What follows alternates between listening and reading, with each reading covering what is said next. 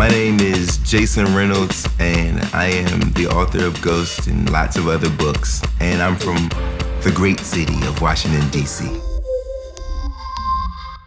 Growing up in the 80s and 90s was a tricky time. Your neighborhoods and your families were typically affected by a few things. Number one was there was a terrible drug epidemic that took over our cities and our communities.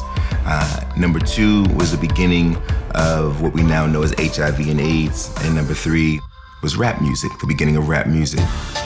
And the reason why this music was important is because if you grew up in the 80s, if you grew up in the 90s, books didn't represent you.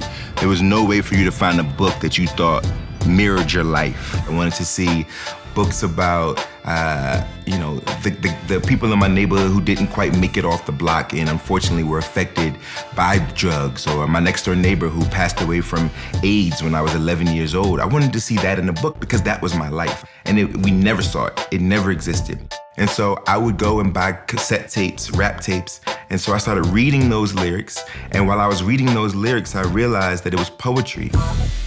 So I started to write poems, and I would write poems every day, and I did that for years and years and years and years and years. And then eventually, I tried to write a novel, but the only reason I tried is because a friend of mine told me to write a novel in my own voice. Everybody told me when I was a kid that the way we talked was improper, that it was incorrect, that it was wrong.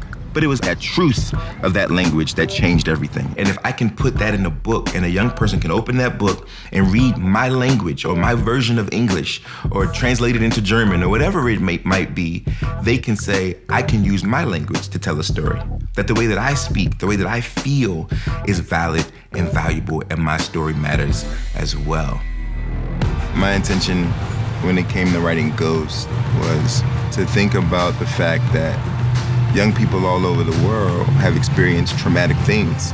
Whether you're growing up in Brooklyn, or whether you're growing up in DC, whether you're growing up in Munich, or whether you're growing up in a war-torn country, right? Young people have seen bad things. But those bad things don't necessarily have to define who they are. You know, I think that there's a way for young people, when surrounded by the right people, that can help steer these traumatic times into triumphant ones, and to help young people understand that the race that we're running, because we're all running some kind of race, the race that we're running, we're only competing with ourselves, right? There's no one really running against us. And if you run forward and you run hard and you're not afraid to be uncomfortable, you can be a winner, period.